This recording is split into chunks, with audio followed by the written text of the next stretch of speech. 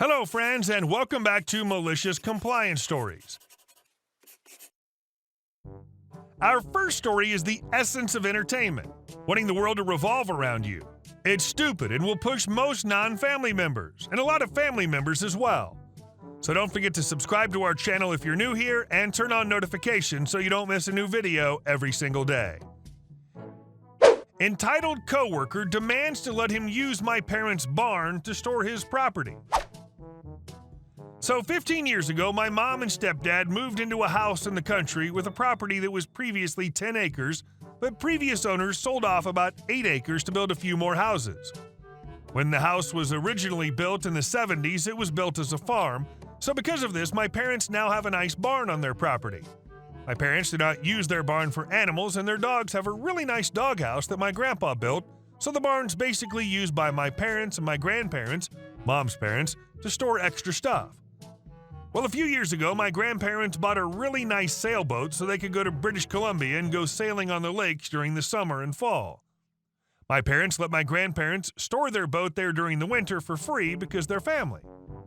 Well, apparently one day my stepdad was talking with coworkers and mentioned the barn and how my grandparents were using it to store their boat. My stepdad's coworker approached him after this conversation and demanded that my stepdad not only let him use the barn to store his project car, I guess this guy lives in a nearby city and didn't have room for it in his garage anymore, but also let him use the barn for free like my grandparents were. Oh, and he also demanded that my stepdad no longer let my grandparents use the barn while his car was being stored there, and that he could come to my parents' property anytime he wanted to work on his car. My stepdad obviously said no to this and told him to go F himself in the most professional way possible. But this idiot kept harassing him via text on his work cell phone for a while and continued making these ridiculous demands. My stepdad obviously told my mom, my brother, my grandparents, and me about this ridiculousness, and we've made some very mean jokes at this guy's expense. And our second story.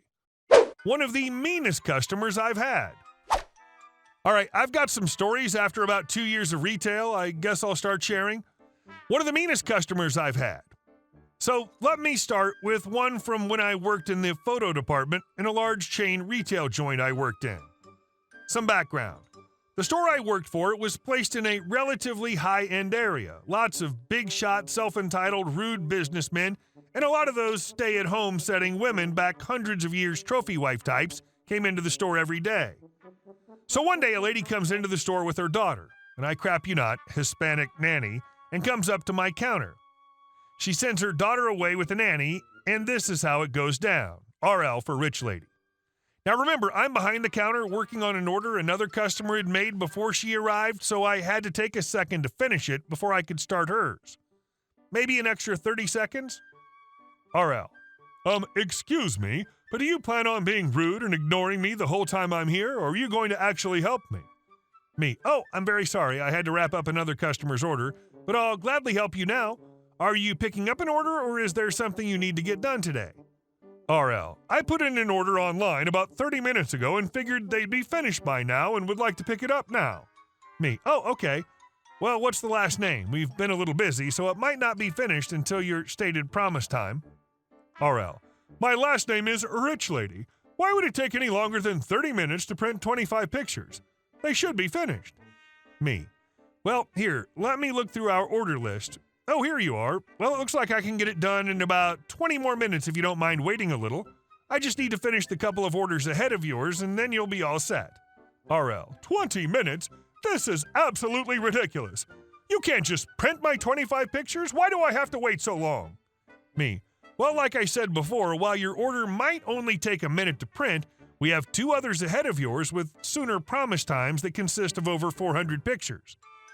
Now, normally I can go ahead and put the smaller order in first, but the other 2 were started before hers was even submitted, and her promise time was actually 2 or 3 hours anyway. RL. Well, I'm right here. Why would you start their orders first? Me. Their orders were started before yours were submitted, and there's no way for me to stop them now. I'm really sorry, but they should be done in about 15 minutes. RL. I shouldn't have to wait because you're disorganized. I want them right now. Me. Ma'am, there's literally nothing I can do beyond giving you a 25% discount, which I'll gladly give you. RL, I want them for free for wasting my time. I have more important things to do than stand here all day waiting for pictures you guys aren't smart enough to make print faster. Me, I'll call a manager and ask. In the meantime, feel free to shop while I finish up the order. RL, no, I think I'll stand here and make sure it actually gets done if you don't mind. So I went ahead, called the manager, and because everything was done by company standard, my manager decides that this bee does not deserve free photos and told me to tell her. Thanks, boss. So the photos are done and the bee's staring me down the whole time. I finally finish them and start to put them in the envelope. RL, hey, be careful with those. They're from Paris. Me, oh, well, I actually printed them from my machine right here, so they're not really from Paris. I'm sorry, I have a weird sense of humor, and when I'm nervous, I laugh and make jokes I really shouldn't. RL, how dare you? This is the worst effing store I've ever been in. I'm calling your corporate office and letting them know how horrible the service is. I'm actually freaking out on the inside because my brain just went full-blown derp. Me, ma'am, I'm incredibly sorry. I can add that discount now, and here's a coupon for next time. RL, I demand these for free. Who do you think you are, wasting someone like me's time? Me, well, everything was done within the time you agreed to when you initially sent in the order, so I can't give them to you for free, but I do RL, I don't give a F about the promised time. I needed these pictures sooner than that, and I'm not leaving here until you give me these pictures for free. Me, well, I hope you have a good rest of your day then. PO'd at this point, I took her pictures and threw them in the trash right in front of her and walked off. She walked around the store, found someone to pull my manager out of his office, and threw a temper tantrum in the store. She was told to leave and not come back, and I was written up and thoroughly chewed out for throwing out the pictures in front of her. It was worth it though, seriously, and is the only time I've gotten in trouble for doing something wrong. Those are from Paris. No, actually I just printed them from right here. Excellent line. And our last story. Goodbye, terrible neighbors. I have a detached office that I work from, but still on my property.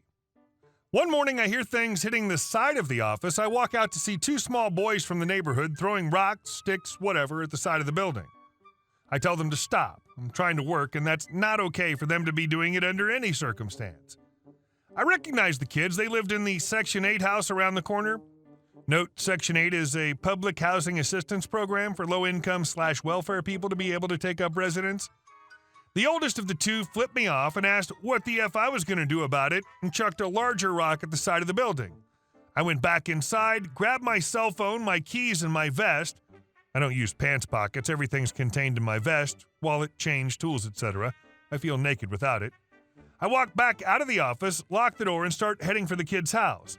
They ask where I'm going. I tell them I'm going to have a chat with their parents. It was a short walk, but in the middle of it, the eldest child walked in front of me and stopped. Attempted to block my way. I almost ran him over and instead moved him off to the side. As soon as I touched him, he squalled like a scalded cat and ran towards home. Yes, you know where this is going. As soon as I round the corner, Mom is out the back door of the house and screaming about why I put hands on her child. I'll spare you the colorful language, but it pretty much followed the script. I tried to explain to her that her child was throwing things at my house and I wanted him to stay off my property and stop throwing things at my office. This set off a whole new round of abuse, followed by her being on the cordless phone, screaming at baby daddy that I was putting hands on her kids and he needed to come home and take care of this fat butt piece of crap. At this point, I knew I was not getting out of this clean, so I decided to get the sheriff's office out here to calm things down. She was not letting me walk back to my house, doing the same standing where you're trying to walk, forcing you to make contact with her crap, and then screaming, "Assault!" The dispatcher asked me if any weapons were involved. I honestly answered that they had not produced any, but I was a licensed CCW and was carrying. I gave a brief description of myself and baby mama, and they hung up. Just as I hung up with dispatch, baby daddy arrived, and he was PO'd. He started threatening me, being very aggressive, and trying to get me to take a swing at him. I was prepared to draw, but didn't want to escalate things to that level if I didn't have to. I was still trying to get out of the situation, continued backing up, but also insisting his kids stay away from my property. And then the fun begins.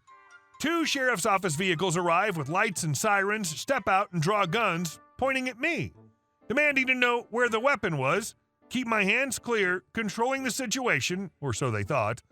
I was walked back to the vehicle, disarmed, and was given the opportunity to explain what had happened. The officers listened, went and talked to baby mama and baby daddy, got a whole load of BS from them, then looked at the side of the office and figured out the truth. The parents were told neither they nor their children were permitted on my property, and that since this was the 5th time they'd been dispatched for incidents involving them, that a report would be filed with public housing. My weapon was returned, and I thought all's well.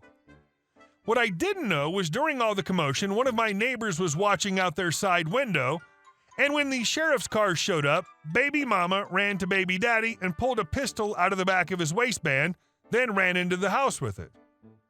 It could have ended very poorly for me. Epilogue. I contacted the property owner in public housing, registered my complaint because the parents were so confrontational everyone was scared to get involved.